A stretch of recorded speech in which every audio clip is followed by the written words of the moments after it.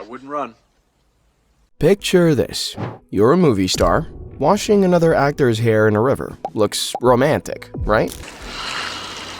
Now picture what's actually happening just upstream. A pod of wild hippos. That's Out of Africa. This is a film about people who don't fit where they've been placed. An actress the director didn't think was right for the part. Yeah, before anyone ever flew to Africa, Meryl almost didn't get the part. And it had nothing to do with her acting. If you don't come, the other boys will say you are afraid. If this is one of your favorites, stick around. Here are 12 secrets behind Out of Africa.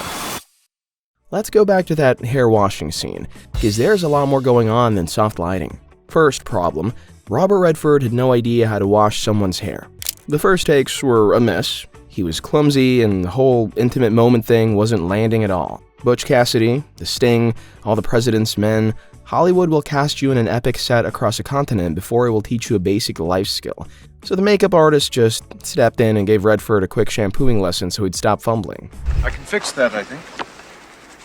Ha ha, quoth he. But it gets worse. The crew realized there was a pod of hippos hanging out just upstream. While Redford's trying to look romantic, Meryl's standing in that water knowing exactly what's nearby. And then, mid-take, a massive beetle drops down. The second Pollack yelled cut, she lost it. Bug, as big as my hand. Now you'd think a movie about Kenya back in the day would just use Kenyan lions, right? Nope, Kenya has strict conservation laws. Makes sense. They're wild animals, not actors. I thought it was the neighbors at first because they were going, sounded like heartburn next door, but it was lions. I thought lions went. So the production did something that sounds completely ridiculous when you say it out loud.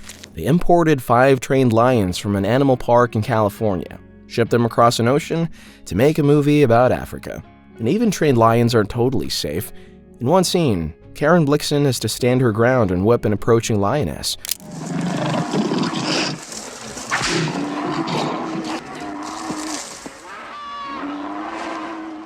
The crew had a hidden cable attached to her leg, basically a safety tether, just in case. During one take, the lioness ignored her cues completely, charged faster than expected, overshot her mark. Sabu is bleeding. She does not have this ox. She's looking at an actual angry predator that just got yanked backwards by cable. If you didn't know that, tap the like, so more people can see the survival caught on film. You know that beautiful old steam train at the start of the movie? The one carrying Karen into the heart of the country, looking all vintage and majestic.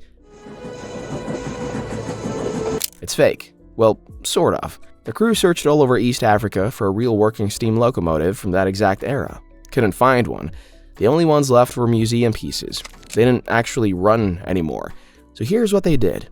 They took one of those non-working museum trains, stuck it on the tracks, and hid a modern diesel engine inside a heavy disguised boxcar right behind it.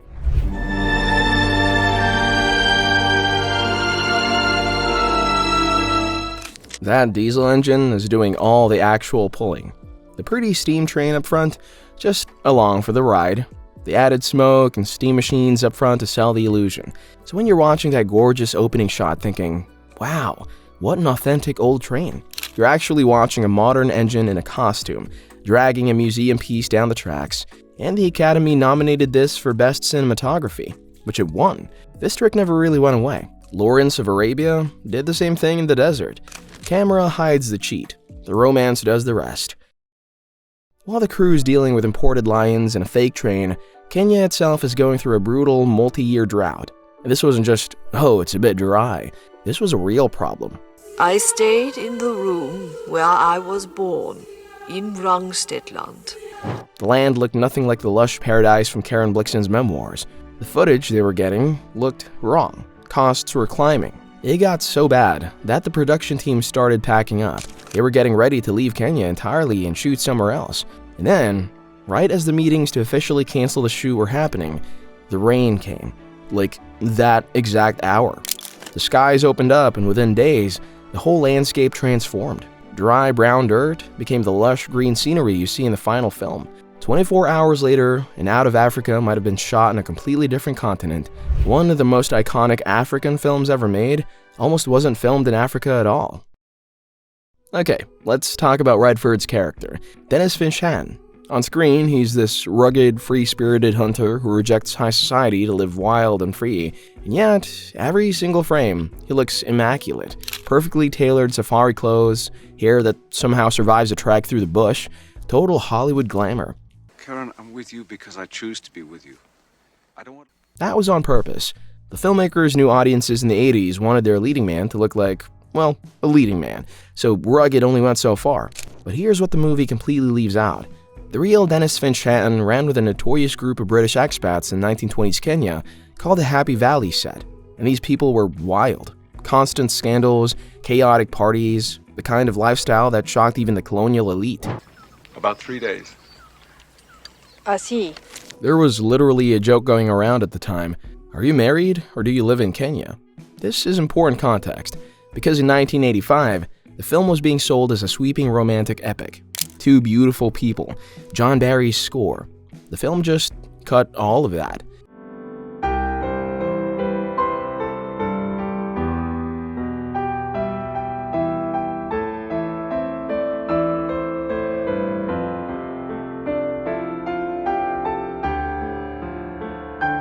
They just wanted to focus on the relationship between Karen and Dennis, not the messy social scene around them.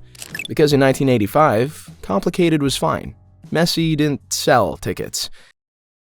The scale of this production was massive. To recreate 1914 Nairobi, they hired over 9,000 local extras. And here's the thing, they paid these extras $25 a day. To a Hollywood budget, that's nothing.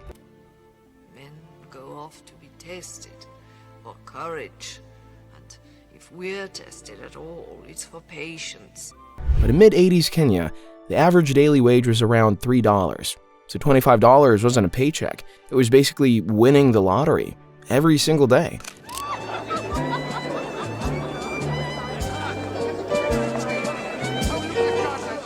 People started leaving their actual jobs. Farmers left their fields, workers left essential services, just to stand in the background of a movie for a few weeks.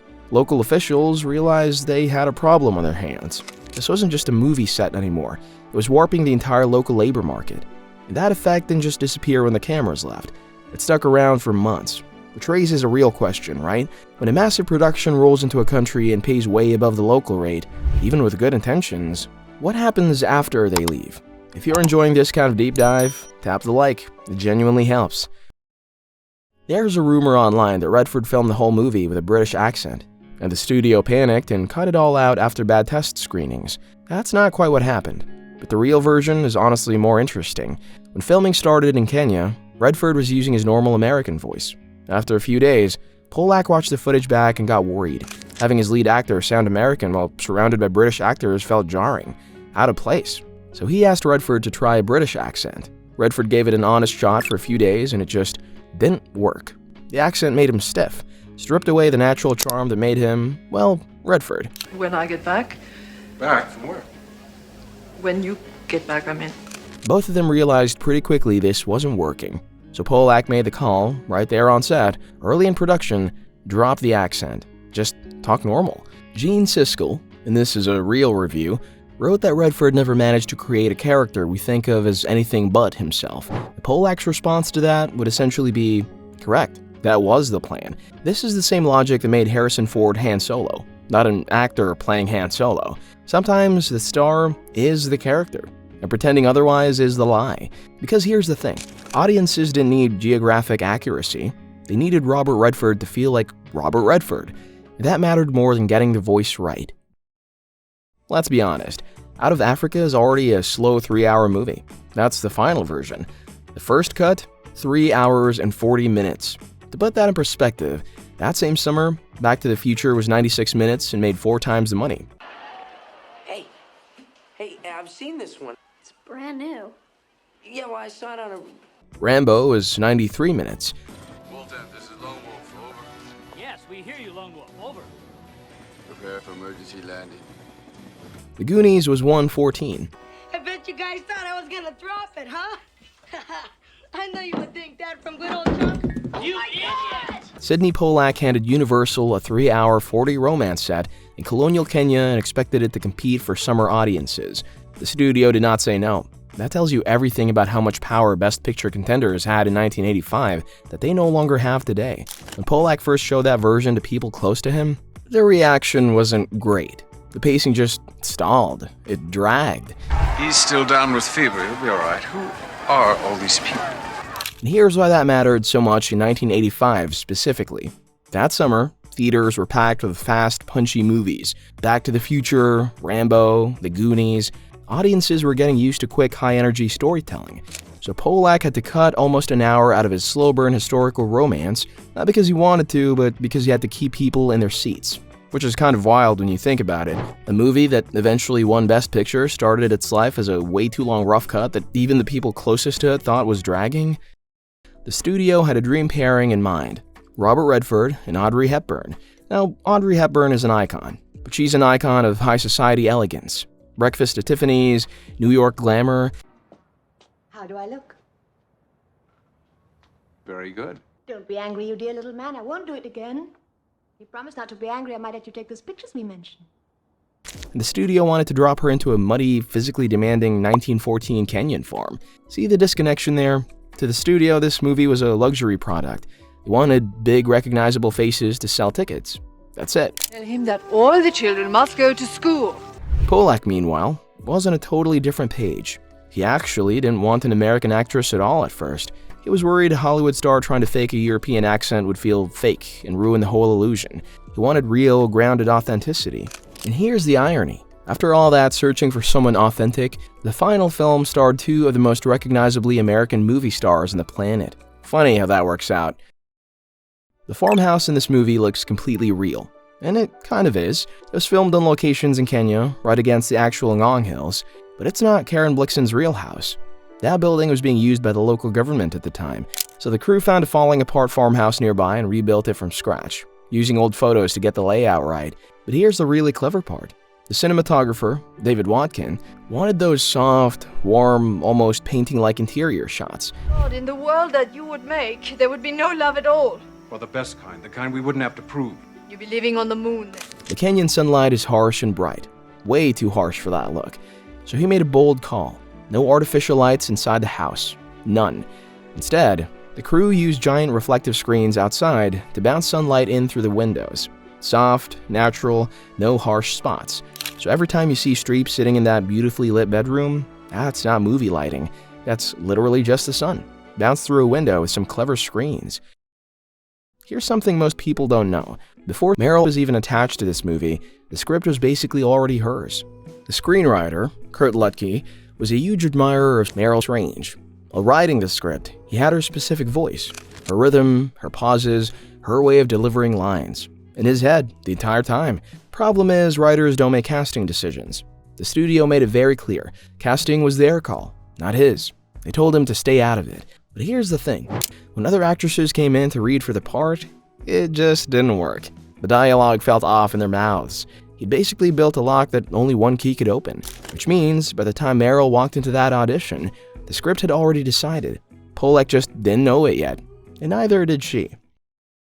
Remember what I said at the start about how Meryl actually got the role? Word got back to her that Pollack had doubts. Not about her acting, everyone knew she could act. His doubt was whether she had the right presence, the romantic, magnetic quality the role needed. Most actors would be offended by that. She got strategic. She showed up to her private audition in a low-cut, off-the-shoulder dress, deliberately changed her whole silhouette for the room. And the second she started reading, Pollack's doubts were gone, in minutes. Just so you have the full picture of what strategic meant that day, Meryl wore a push-up bra to that meeting, deliberately. The woman who would go on to deliver one of cinema's great feminist monologues had to perform femininity to get the part. The script didn't write that in. It was already the story, which is exactly why they pushed each other so hard on set. And here's where it all comes together.